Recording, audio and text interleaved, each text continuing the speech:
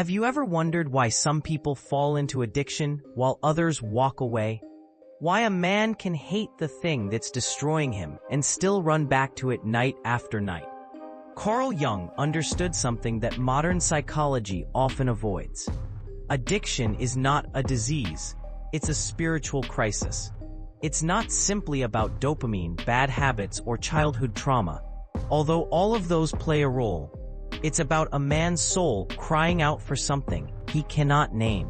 This is not a video about substances. It's a video about the abyss inside you, the one you've tried to silence, the one that's been speaking through your addictions all along. From the outside, addiction looks like weakness.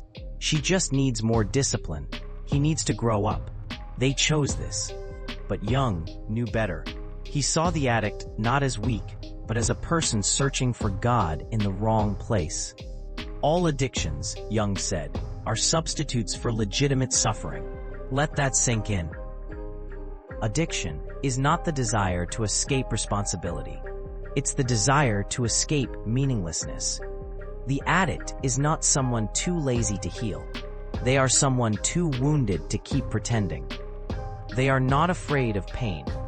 They are afraid of pain that has no meaning. So they drink or gamble or scroll, not because it solves the problem, but because for a moment, it makes the pain tolerable.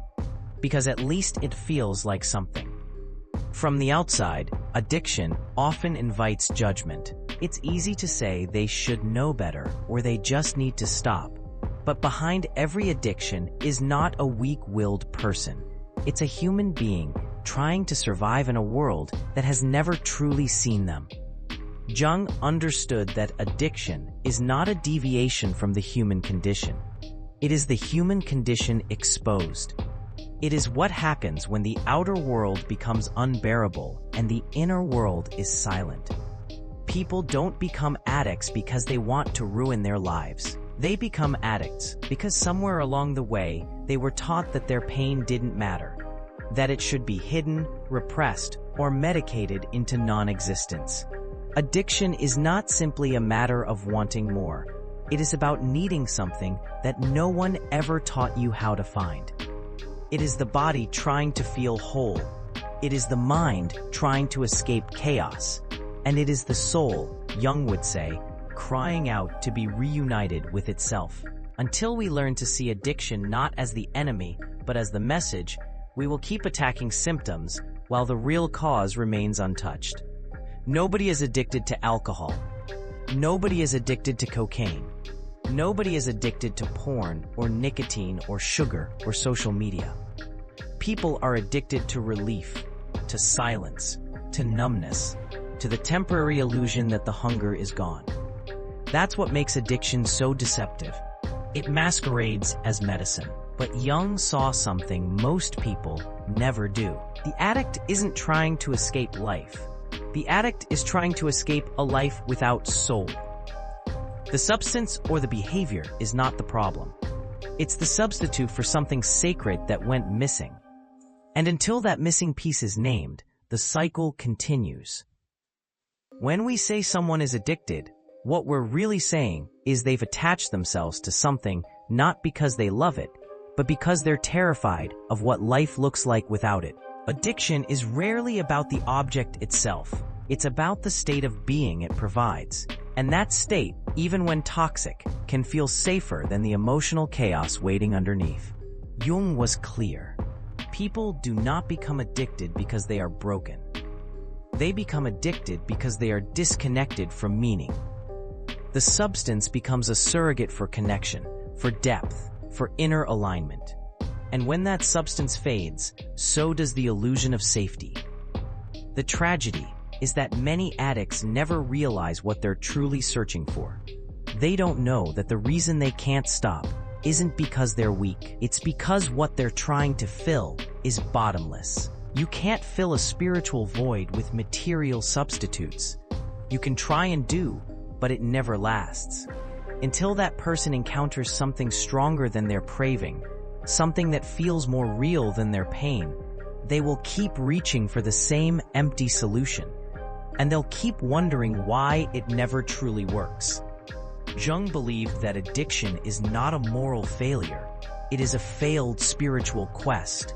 You are not drawn to destruction because you are evil. You are drawn to destruction because you are split in two. There is the part of you that performs, that copes, that pretends. And there is the part of you that knows this is not who you are. Addiction begins the moment you betray that deeper knowing, and it will not end until you return to it.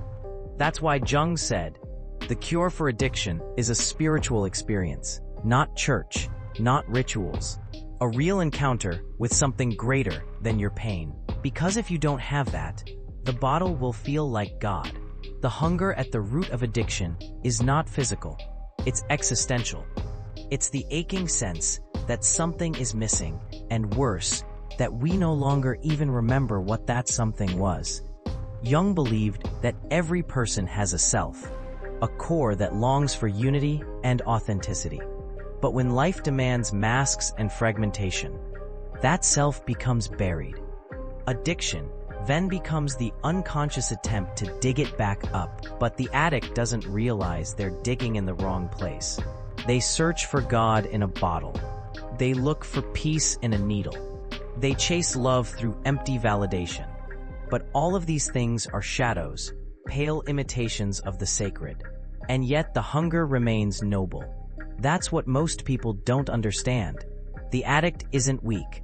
They're honest. They're the one person who refuses to live numb. They can't lie to themselves forever. And when they finally admit they're starving for something deeper, that's when the transformation begins. The danger isn't in wanting too much. It's in settling for too little. The addict isn't asking for more pleasure. They're begging for something real.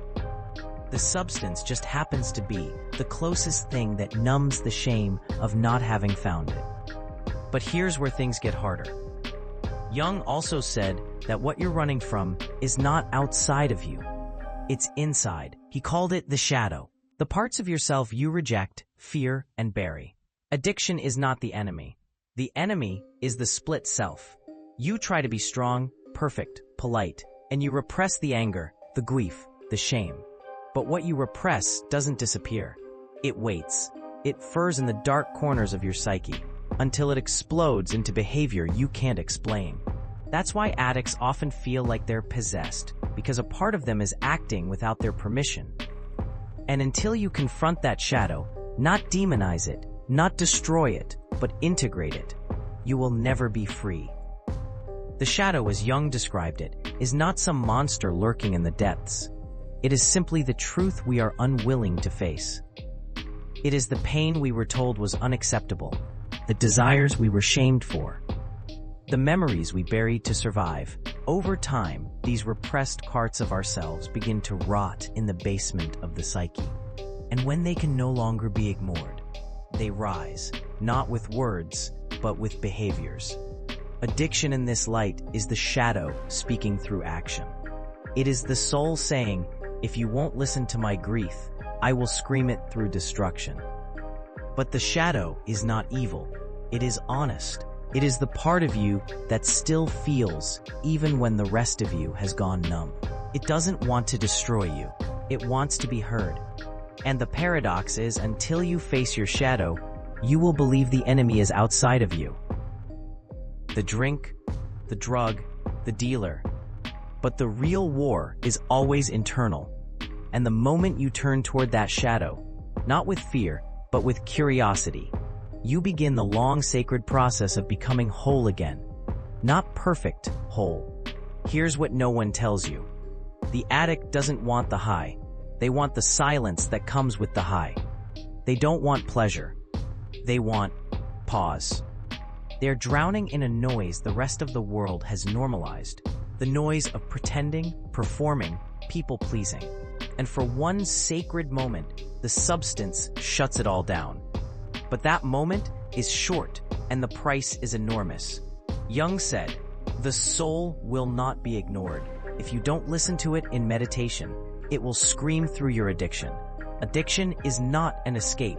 It's an invitation to turn around and face the silence you've been running from. Relief. That's the word addicts rarely say out loud, but it's what they chase. Not a high, not chaos, not excitement.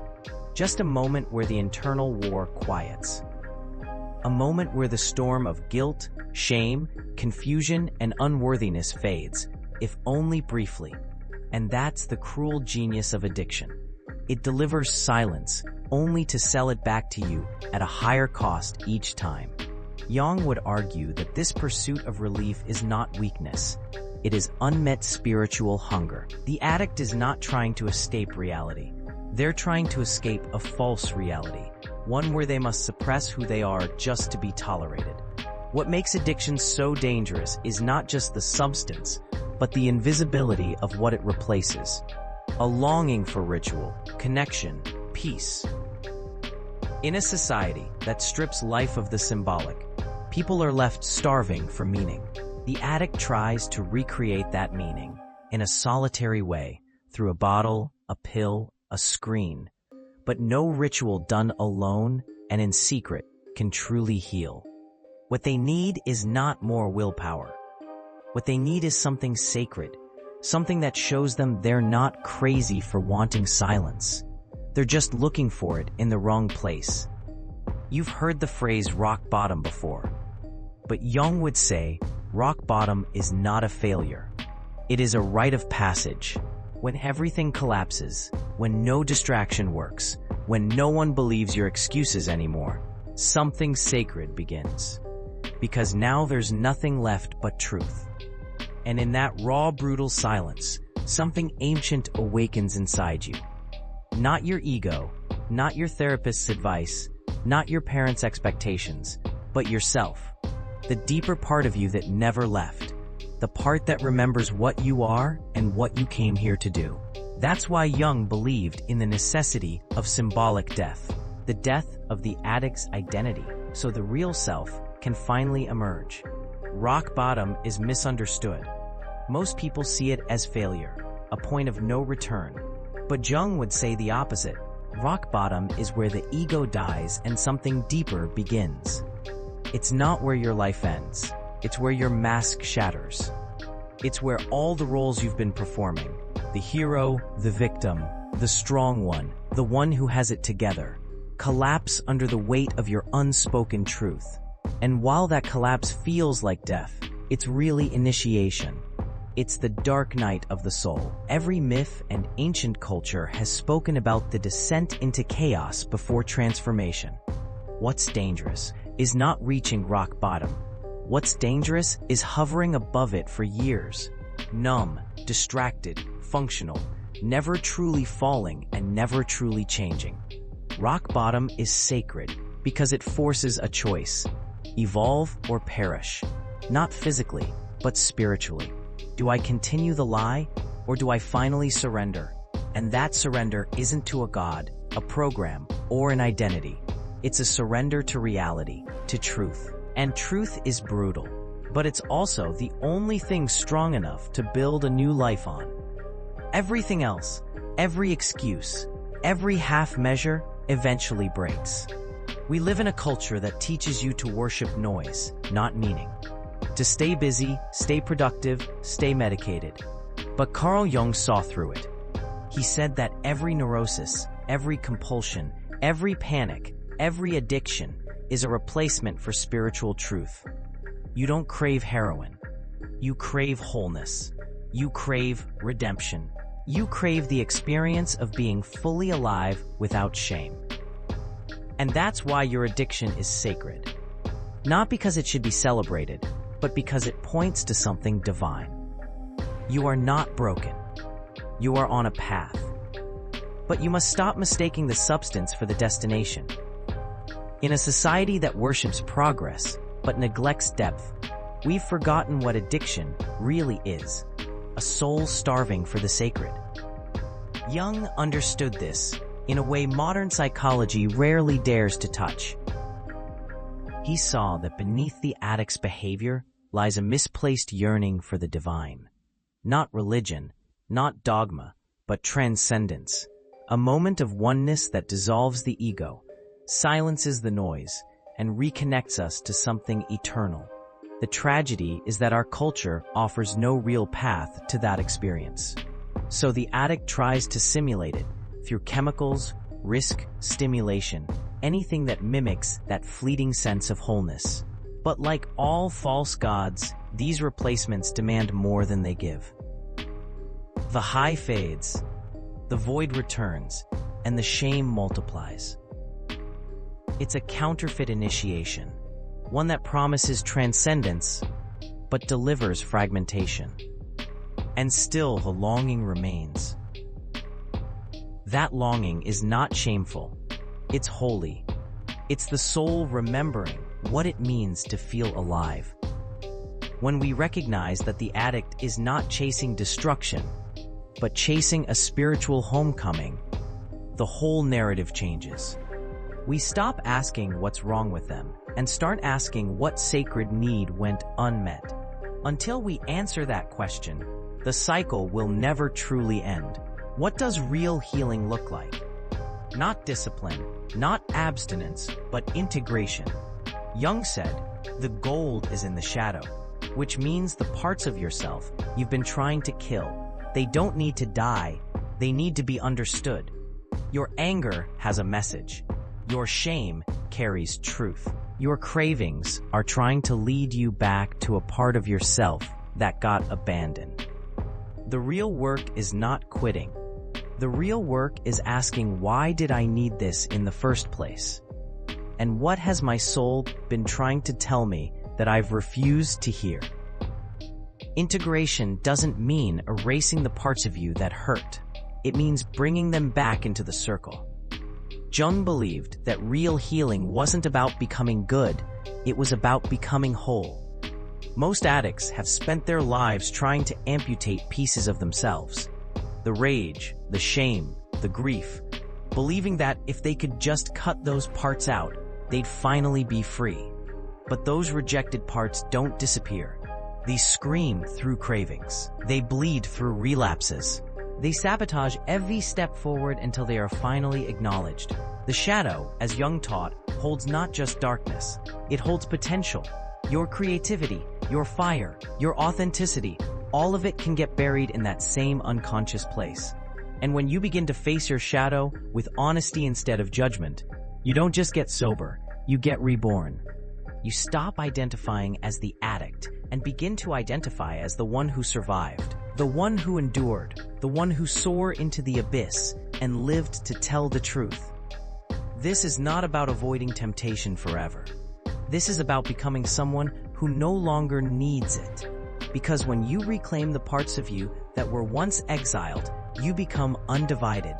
Jung believed that healing begins when the psyche finds a symbol, not a motivational quote, a living image, a dream, a vision, an archetype that reorders your entire sense of self.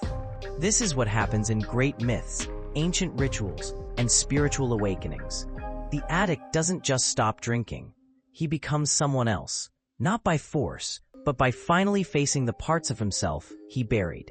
That is what transforms you. Not punishment, not fear, but meaning. The day you realize your suffering has a purpose is the day your healing begins. What makes a symbol powerful isn't that it explains life. It's that it makes life worth living. Jung knew that transformation isn't intellectual. It's emotional, archetypal, symbolic. The addict doesn't heal by memorizing psychological facts. They heal when they experience a moment, a dream, a vision, a breakdown that reorients their entire identity. Something clicks, and suddenly the pain has context. The suffering wasn't random. It was the fire that revealed the blueprint. And that blueprint often arrives in symbolic form as a story, an image, a personal myth that finally makes sense of the chaos. In every hero's journey, there is a turning point, not when the hero conquers the dragon, but when he realizes why he had to face it in the first place. The addict's dragon is not the substance. It's the self-deception, the split psyche, the refusal to feel. And the moment they stop running from it and look it in the eyes, something ancient begins to stir. A new identity is born, not out of success, but out of surrender. And from that surrender, comes the one thing that no substance can ever replicate: meaning. Not borrowed meaning, personal, earned, embodied meaning. Carl Jung didn't believe in labeling people. He didn't believe in calling someone a junkie or lost cause. He believed in stories. He believed in symbols. He believed that every addiction, no matter how dark, is a misunderstood myth waiting to be lived properly. You are not your craving. You are not your mistakes. You are the one who watches, who suffers, who knows something has to change. And if you're willing to confront that knowing, not numb it, not escape it, you will begin a journey most people never dare to take. The journey back to your center. To call someone an addict is to reduce their entire identity to a behavior. And that's exactly what Jung resisted. He didn't see people as problems to be solved. He saw them as souls in exile, searching for their way back. The person beneath the addiction isn't defective. They're disoriented. They've forgotten how to hear their own voice. And in that silence, the craving speaks louder than truth. But when the true self begins to reemerge, even as a whisper, the grip of addiction starts to weaken. Not because the substance lost its power, but because the person remembered their own. You are not the cravings that haunt you. You are not the shame that follows you. You are not your worst day or your darkest hour. You are the one who knows there must be more. And that knowing, that persistent inner voice is what makes you dangerous to the systems that profit from your numbness. When you reclaim that voice, you don't just heal, you change the rules. You stop being manipulated by fear. You stop apologizing for your clarity. You stop performing for love. Because once you've seen the truth, nothing fake can satisfy you again. Not even your addiction. Addiction is not the end of the road. It's a map drawn in darkness, pointing you back toward the light. And Jung's message was simple.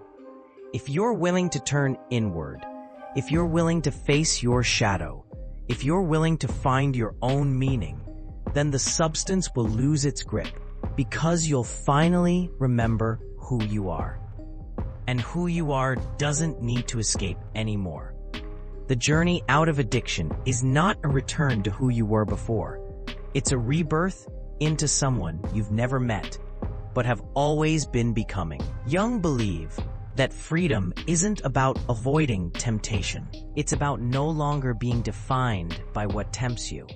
That's why healing isn't linear. It's spiral. You revisit the same wounds, but from a higher level of awareness each time. And what once broke you now reveals your strength. What once controlled you now becomes your compass. Not because it disappeared, but because you finally understood its message. True freedom isn't about being untouchable. It's about being real. The addict who awakens doesn't chase perfection. They chase presence. They no longer run from the silence. They sit with it. They no longer chase euphoria. They find meaning in the mundane. They stop looking for the world to save them and begin building a life that doesn't need escape. This isn't a motivational ending. It's a mythic one. Because to overcome addiction is not just to heal. It is to reclaim your place in the human story. The story of the one who fell, faced the dark, and emerged with gold. Not broken, not fixed, but whole. If you found value in this video, please like, share, and subscribe to Echoes of Wisdom. Your support helps spread timeless philosophy to those who need it most.